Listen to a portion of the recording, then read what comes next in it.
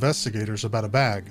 Not just any bag, but a bag that belonged to Jessica Boynton and was stuffed full of dozens of her personal items. But what makes this bag so important is the events preceding to its disappearance. Let's go back in time to about 2015. Jessica Boynton, then Jessica Lester, and Matthew Boynton began dating when they were teenagers and still in high school in Georgia. Matthew was well known, involved in sports, and the grandson of the county sheriff. Jessica's youth was much less glamorous. She was abandoned at the age of 3 and raised by her grandparents. Jessica fell in love quickly, seeing Matthew as her savior from an otherwise tragic life, and Matthew was quick to take advantage of the situation. Oh, God. Jessica became pregnant at just 16 years old, and with her grandparents' blessing, Matthew and Jessica moved into an apartment. Almost as soon as the ink dried on their new apartment lease, Matthew shifted from being a dream come true to a real-life nightmare. He became overbearing and controlling, cutting off her contact with her family. He would have sole access to all credit and debit cards and would even take the keys to their truck while working in a patrol vehicle. Jessica was a prisoner in her own home, and seeking to regain some control over her life, Jessica had an affair which resulted in another pregnancy. Matt would, uncharacteristically, raise the child as his own, and they would even get married only some months later. Much more characteristically, Matthew began his own affair less than 6 months after getting married, which Matthew made no attempt at hiding. The relationship would disintegrate quickly, and Jessica would ask Matthew for a divorce. Sometime later, the couple got into an argument at a nearby Walmart and returned home. About 30 minutes later, gunshots were heard. A neighbor went to the window where she saw Matthew quickly get in his truck and leave the house. Matthew met with another officer at a local Waffle House, and during that time he received a message from Jessica where she seemingly told Matthew her intent to end her own life. Matthew sent a text to his mistress and then called for emergency services while rushing home. Jessica was found in a closet with multiple gunshot wounds to her head. The event was first labeled as suicide, but defying all odds, Jessica miraculously survived. Yep, rule number 1. What did we learn from the Tory Lanez case? Okay? You shoot someone, you best hope that you fucking finish the job. Because guess what? When you shoot someone and they survive, you're fucked. Also, as a cop, he should have definitely known that, because that's why they fucking unload their entire ammo into the unsuspecting and oftentimes unarmed victims of police brutality. But it's always the same shit. Yep, dead men tell no tales. That's how it works. You got a mag dump. It was a short investigation filled to the brim with inconsistencies and obvious cover-ups, which would ultimately result in Matthew walking away from the incident scot-free, and with Jessica losing custody of her children. The case seemed to be closed, and life moved on, except that Matthew would get involved with another woman sometime later who discovered a bag of Jessica's belongings. The exact same belongings that Matthew said he was no longer in possession of in a sworn statement. Griffin investigators needed to speak to Matthew again. The house of cards that had been built over the years were coming down now. This is the interrogation of Matthew Boynton.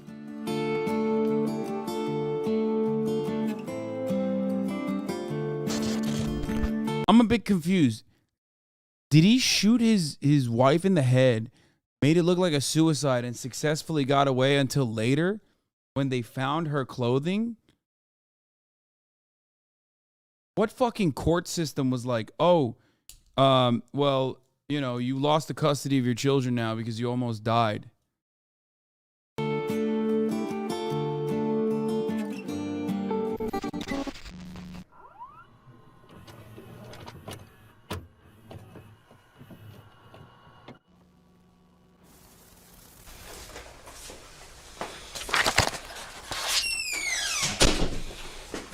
Okay, right off the bat, he's already in fucking uniform. You already know things are not going to go well, okay? And by that, I mean things are not going to go well for the slant of justice. Because when you're a thumb and you're having a conversation with other thumbs, you know that, you know, they are going to be a little bit favorable towards him, especially as it pertains to domestic violence, which is kind of a thing that cops like doing. If you don't believe me, just Google 40% cops, okay? Also, his granddad was the sheriff. So, you know, things are not going to...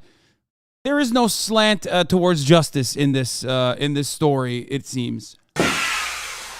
All right, Matthew, I'm just going to start off by letting you know that I am not conducting an internal investigation on you, okay? So Garrity is not implied. Okay, I want you to understand that. What? Okay. All right, Garrity does not apply to this incident, okay? Can you fully explain what that? I understand part of it, just She's gonna read you Miranda. okay. So I just want to let you know that I'm not conducting. I know I do IAs, but this is not an IA. This is in reference to a criminal investigation. Okay. Okay.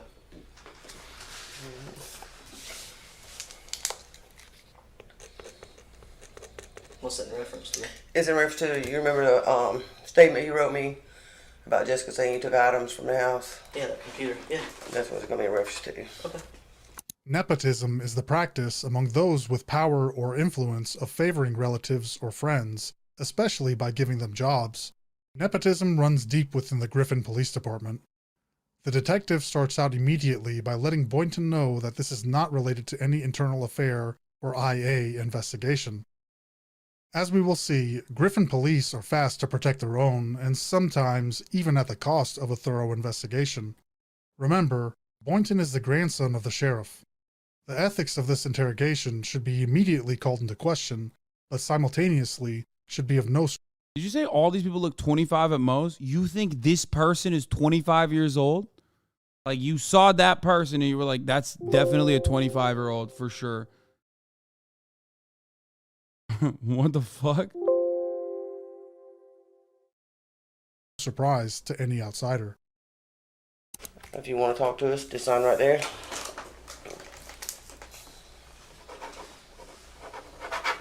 Alright. So Jessica came in, she filed a report. Okay. I talked to you about it. You wrote a statement saying you didn't have any of her items. Right. The report specifically said her retainer and stuff like that, and her clothes. Okay. Do you know anything about where her clothes or retainer may have been? Like I told her before, the only thing that we might have had would have been in that white trailer, and my stepdad has not mentioned anything else being in there. And we gave everything back that we had, because she had put some stuff in like it's like a little foot chase thing. Mm-hmm. You open it up, it's got two little boxes. I think we used to use it for like diapers and stuff now, but I mean, everything that she had that I knew of was gone. I got rid of everything I knew of. Got rid of a house, so. Either give back to her or her family came back and got it. You know, like she had a big kitchen table and some other stuff that her Aunt Kathy and Uncle Tim had come and got. Just different. I think my stepdad actually took a whole bunch of stuff over to her grandparents' house at 2464 East Milner in Pike, which is like right by my parents' house. Okay. So when did you move to Lume Road? That would be sometime in March. March. Mm-hmm. Through the course of that move, did you find anything that belonged to her at that point? No, because if I would have, I would have turned it over to her, because I had no need to keep her stuff. Before this interview took place, Will Sanders had already given the police the answers that they needed. Remember, Sanders turned in Jessica's belongings, which were found by Matthew's current girlfriend in his own storage area. Investigators asked Boynton about her computer and some other items. Boynton sticks to his story that he never had them. He digs his heels into his lie and goes all in. The only thing I had at that point was that computer, and me and you had talked about that and gave it back to her, because she came over here and talked to Bird. Okay. So,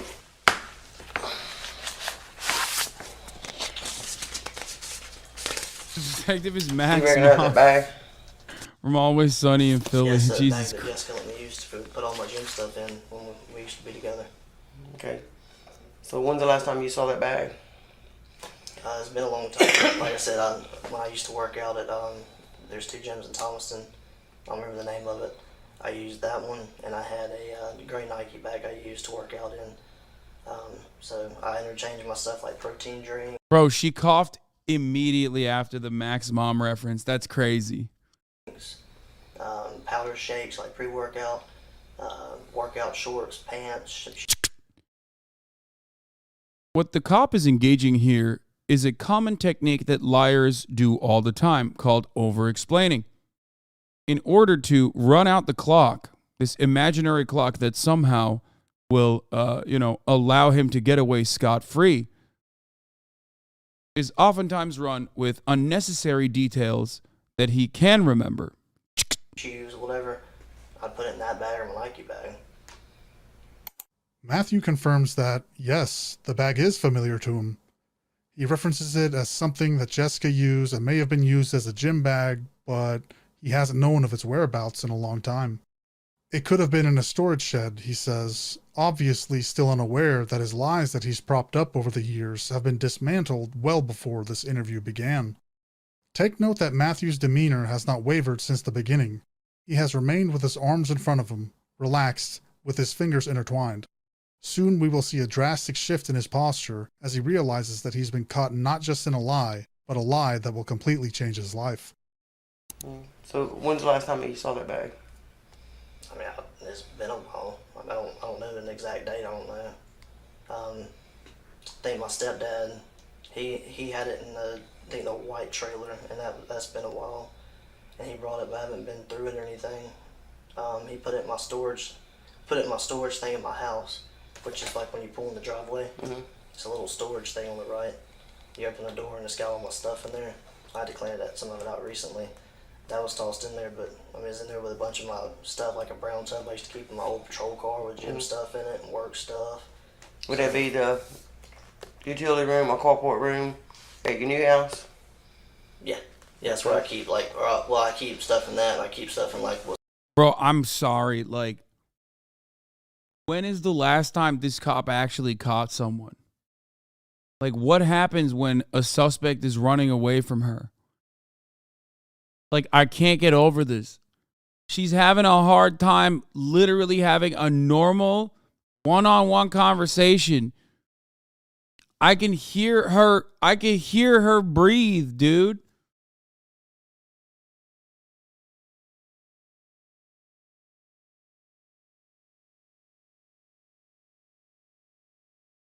She's IA, chill poppy. That's true. They do internal affairs. All right, that's right. Yes. She is she. Yes, she is. That's why chat says she's like Mac's mom from Always Sunny in Philadelphia. Also, IA isn't exactly good either. Like, she might be ultimately the good person in this story, because not only is the person that she's sitting across from a cop, but also one that is, one that has shot his former wife. Was considered an office and left the back of my house. Mm-hmm. I just tossed it there for the rest of my job. But it's just an old gym bag.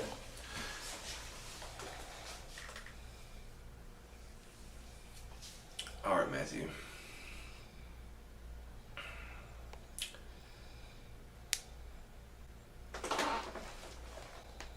Look. Uh-oh. Let's see the photo. Let's see the photo. You say she's bi-sitting? Stop.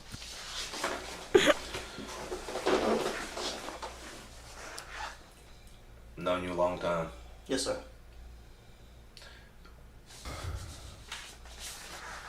This bag, you saw it moving when you moved from your apartment to the main road. I didn't know. And your stepdad and Wendell saw it, and another female saw it. All right. Okay. At the house and the apartments. Yes or no? When you moved from the apartment. When I moved, like I said, I had all my stuff in the white trailer. Matthew, that's not what I'm asking you. When y'all were in the process of moving, and you moved into the house that you're at now, your residence, did you or did you not see this bag? Yes, sir. It was in my storage room in the garage. All right. Now, why would I be holding a picture of this bag? I guess because Jessica brought it into you. Why would Jessica have it if you had it at your house? I don't know. I guess somebody got it from my garage in my shed. Who would have gotten it? There's a couple of people. Okay. I don't know All right. exactly who. Detective Hayes is having a difficult time confronting Boynton about the facts at hand. He is reluctant to tell Boynton that he knows his story isn't true, but his obvious frustration with the matter gives Boynton a clue that his story isn't carrying the weight that he needs it to. Hayes gives Boynton another chance to tell the truth. If he's seen the bag in his new house, which Boynton confirms, yes, it was in the white trailer, They ask how it could have came back up, how someone could have gotten to it to either place it or take it, and Boynton resorts to an excuse that law enforcement is no stranger to. Someone else must have done it. Okay. And inside that bag, there were numerous contents inside of it. And one of those is this right here. You know what this is? I don't necessarily understand like how this is like a big criminal charge for what like it almost feels like, maybe I'm misunderstanding it, but like it almost feels like that bag could have just like he could have like accidentally kept it in his storage shed or something full of like his ex-wife's clothes or whatever, and then like didn't realize that he had it or something, you know what I mean? So I don't know how this like pertains to I'm letting him cook, but I just want to understand how this ties back to like him actually shooting her. It's like Jessica's old retainer thing that she had them wear together. Right. The bag was completely filled with female clothes. And this is one photo of it. That's not yours. No, not. All right? No, sir. Okay. That's not yours. No, sir. Right? Yes, sir. Okay. Who did that belong to? This got Jessica's name on it, so it'd be Jessica's retainer thing. If it was in that, if it was in this right here, where would that have been at? I had all of her stuff in it. What would it have been at? It would have been in my garage thing I could sit in, Which is where? which is at my house. Which is at your house. Yes, sir. Did you buy that for Jessica? I don't recall. I don't think I did. Because she I had, think her grandparents did. because she had retainers before she met you, right? Before y'all got married, right? I believe so. So that would make it whose property? Hers. Not yours, right? Right. Yes, sir. They're like, hey, I know you might have like shot your wife in the head, but also, did you know property theft, including old retainers, is a crime? That's right. Fuck the other thing, but like, that's what it feels like right now. I'm sure it's gonna get to that, but Whose bag is that? Jessica's. And the contents in the bag? And it's got all her stuff in it. So why would you not have brought that to us when you noticed, when you saw the bag at moving? Sarge, I promise I've not been through that bag. The last time I used that Matthew, I bag was for the didn't gym. ask you that, Matthew. Listen to me, buddy. Whose bag is this? I understand what you're saying. It's Jessica's, and I should have brought it up here. You know, Makes all things, and I don't know anything about your other issue, but all things involved in reference to this case, all the going around, the statement that you wrote, where's the statement at? The statement that you wrote. That statement, I didn't read this, I don't know what the statement said, what did it say? It's just very brief. I gave Jessica her property like I gave her a computer and everything. Right. Yes, sir. Whose is this bag? It's Jessica's.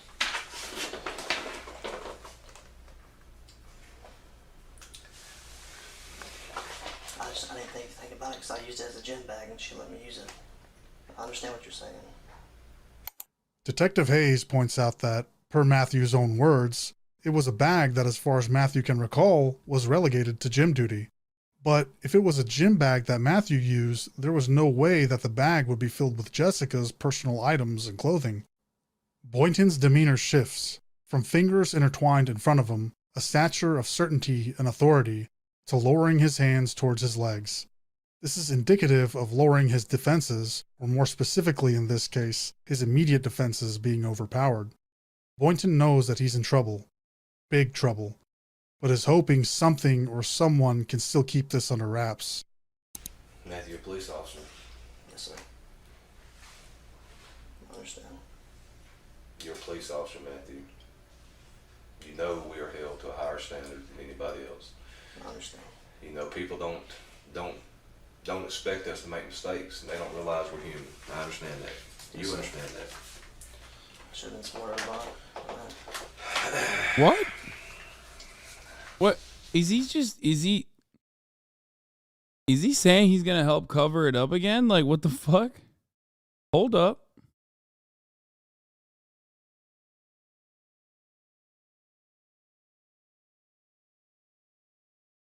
I don't get it. Like, Gary's no longer in the room, you know? Don't worry about it. I got you.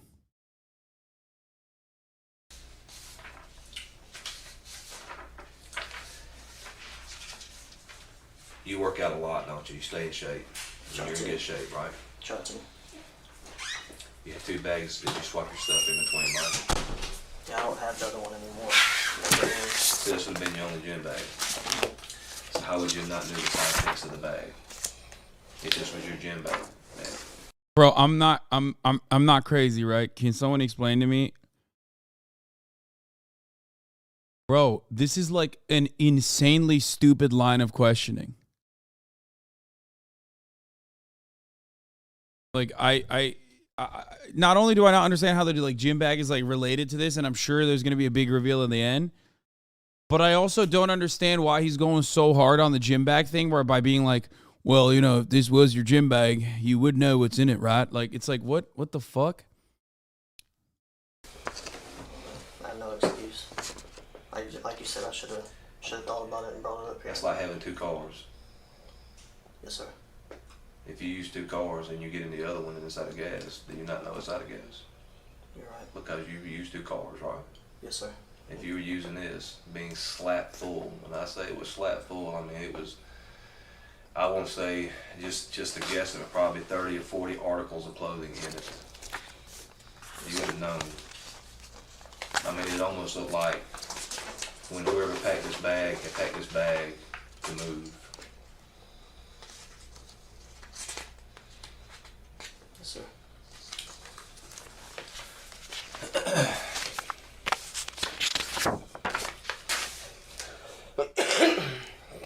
This says Matthew Boynton, January the 9th, 2017.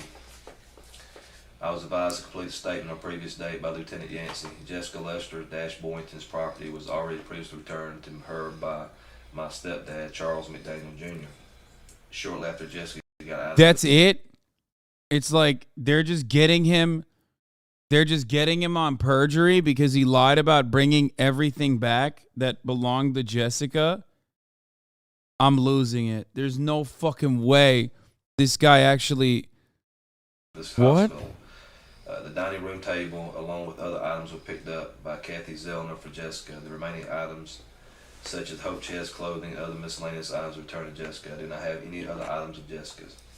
This is Matthew Boynton. Is that your statement? Yes, sir.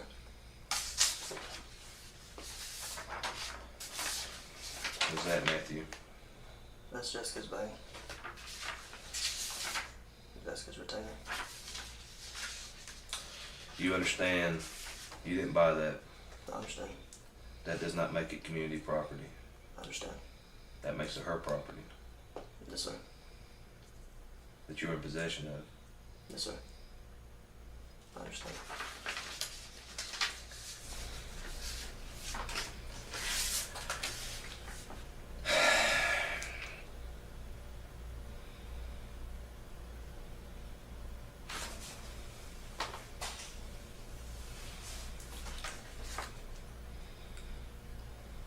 Bro, how the Bag was fuck did turned they let into him get us. away? We have possession of the bag. Yes, sir. We have evidence that says it came out of your storage room. Is that true? Yes, sir. Is there anything you'd like to say? No, sir. I said I was just done with one part of script. Do you believe that statement to be accurate and true? Not now. Did you believe it then? No, sir. Detective Hayes is in a position that's even worse than before. He now has to deal with Boynton as not only a suspect, but a suspect who is a uniformed officer, who is most likely guilty of a crime, who has unwaveringly lied to the police, and who is the grandson of the sheriff. Detective Hayes knows that regardless of the outcome now, his career has most likely been jeopardized. Matthew Boynton's actions have now seemingly directly affected Detective Hayes. Boynton admits for the first time the origins of the bag, that it came from his storage room.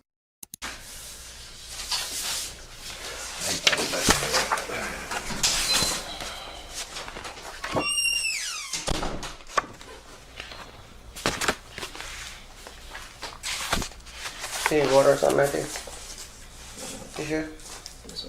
I got some right here. Thank you. All right. I'll be right back.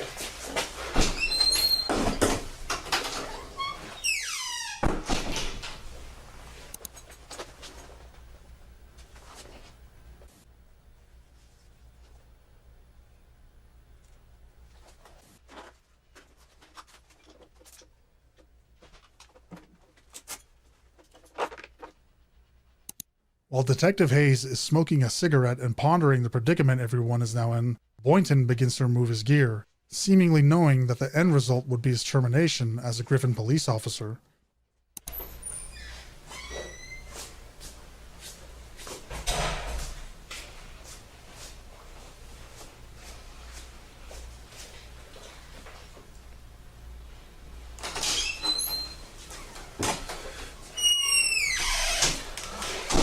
Sorry, man. I go smoke a cigarette.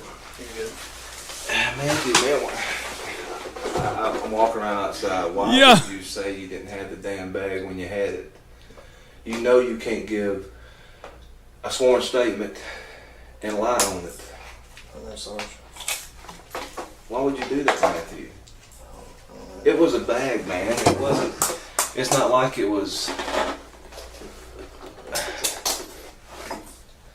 Talk to me, man. I mean, help me understand. This is some hard-hitting police work. I feel safer. Yeah, I mean, look, there ain't no dirty bag stealers out there running in the streets, okay? Just like there ain't no top-of-the-hour ad watchers out here, okay? Because at the top of the hour, there's a 3-minute ad break. Now, if you no longer want to see them ads, all you need to do is subscribe for $5 or for free, okay? Chances are you've already subscribed for $5 or for free, or maybe you got gifted a sub. And therefore, now you are avoiding the top of the hour. But if you're not, those are the methods to do so. All right. Here's the 3-minute ad break at the top of the hour now.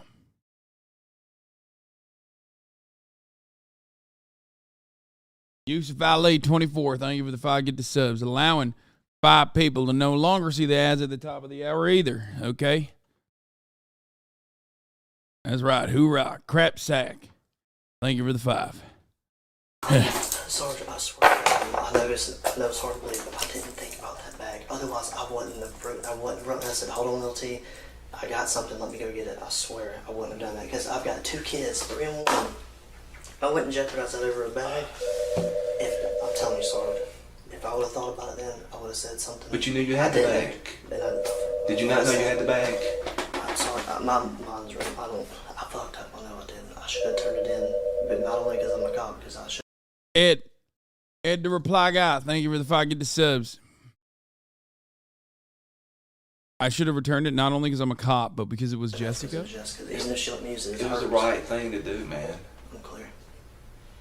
Yes, sir. Hayes returns confused and angry, with a whirlwind of thoughts and emotions. He demands to know why Boynton would lie about something so trivial like a bag. Why would Boynton make sworn statements about something so inconsequential in the grand scheme of things? Matthew tries to claim that it's all a misunderstanding. Of course it must be a misunderstanding, because why would he lie? He has children and another on the way. It would make no sense to lie. Later interviews with Boynton's girlfriend would reveal that she had pointed out the bag several times, and that Boynton thought the entire situation was nothing more than a joke, even going so far as to make light about the shooting.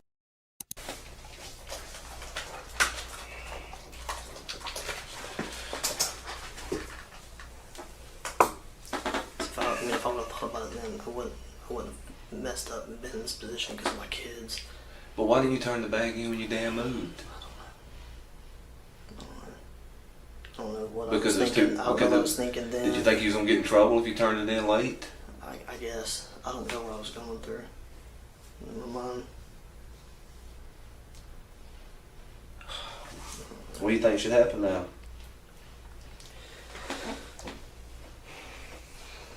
I know that's probably gonna happen. No, that's not what I asked you. So what do you think should happen? I just lose my kids, man. My kids are fucking daddy's boys, man. If I would have thought about it, I would have done it. Oh, all He's supposed to be like, I thought it was okay to do it when I'm on the job, man. I got too used to shooting people. It's fine, I thought. What the fuck? All the stuff that you see about you, you know, if you were in possession of something that belonged to her, you know you could have brought it to me. You know I'm going to do the I literally don't understand why he's like so afraid, because at this stage it just feels like he lied about returning all of his possessions when he didn't. Okay, who cares? Like, I legitimately don't understand it. Maybe you guys are seeing something that I'm not seeing, but I don't know why the fuck this cop feels so scared. right thing. You know I have to do the right thing. I would have took care of it. I would have gotten the bag back to her. But when you knew you had the bag and you didn't do anything about it, man, you put me in a situation where I don't have any other choice. I'm clear. I'm clear. In between sobs, Boynton removes the rest of his gear, placing it on the table. He says that he's been afraid every day of coming into work and having something come to light. He whimpers, saying that this is going to have an effect on his children. Hayes says something which is reminiscent of the nepotism that we've discussed, that if he would have came to him with the bag and the information, he could have made it all go away, or at least framed it in a way to where it would go away. If Boynton would have taken some responsibility and tried to close that chapter, maybe, just maybe, Hayes could have helped him with a way out. But he didn't, and now Hayes and the rest of the department has been forced into a corner. There's no excuse for it. Here. I know it's got that on there. I know. It's so hard, like, I love working here. I know you do. Asked you, I was so scared to come to work every day. Why? Because every time I did, it was always 11:79 or 10:22 to 42 come up here. I mean, it's always something. I don't know, maybe I thought if I brought it up here I was going to get fired and whatever, man. I don't know. I'm so young and stupid. But Matthew, you know, doing the right thing regardless, it doesn't matter. If you do the right thing, you can live with yourself. 9 times out of 10, I do. I mean, that's the way I was raised. But the one time I just happened to shoot my wife, like, what the fuck is going on? I don't get it. I don't understand. Like, he got caught. He got caught with the fucking bag. I don't know. The pack bag means it doesn't make sense that she would kill herself because she was planning to leave. I know, but there's still an out there. You know what I mean? I guess ultimately it doesn't matter because the victim is alive, right? She went through a coma, lost the custody of her children. But ultimately, that's it.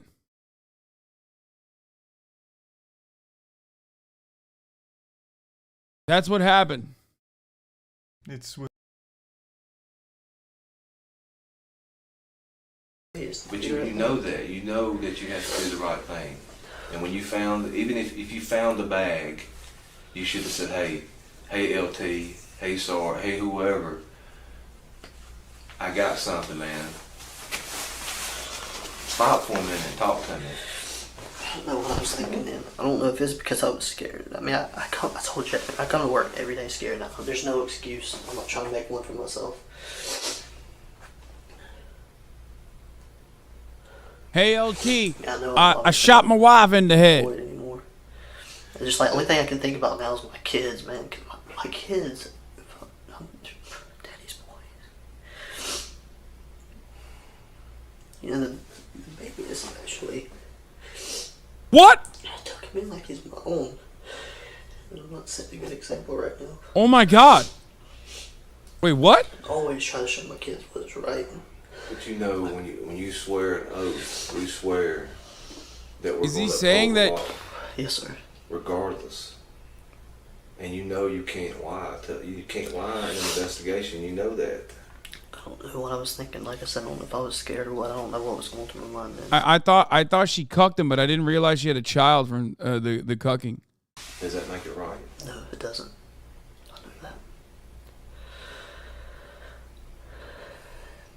And I know this is everything I've ever worked for, like out the door. My main concern is my kids, man, because I've got primary custody over them. And this is gonna set me back if I get locked up for this. I'm gonna go down and see him every other weekend. She's not gonna take care of him like she's supposed to. Like, she's supposed to put him on her insurance. I had to do that. But Matthew, if you did what you were supposed to do, we would not be here in this situation. You think I want to be here? No, sir. I would rather be anywhere else than be here. Clear. But if you had done what you were supposed to do, we would not even have to be having this conversation. You wouldn't have to worry about it. Yes, sir. But you know that we have to do the right thing. We have to do what people pay us to do. You know that. You know that, especially with me and Lieutenant Yancey. You've known us a long time. Yeah. I don't want to lose the primary custody of my kids. Like, I know, I mean, no matter where I go now, I'm not really going to get a good job now, but like, the main focus is my kids, man. Life is not over with. Everything happens for a reason. Just hang tight, okay?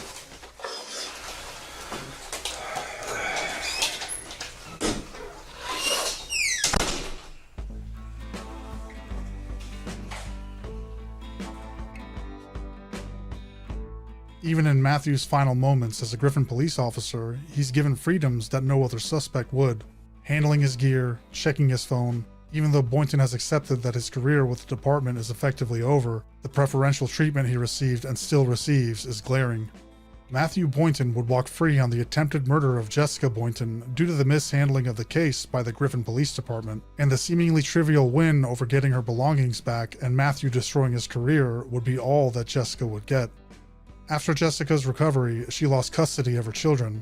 Any evidence supporting the idea that she was a victim. I'm sorry, what the fuck happened? So after all that, he didn't wait. Wait. Jessica Boynton. Wait, what? Hold on. What?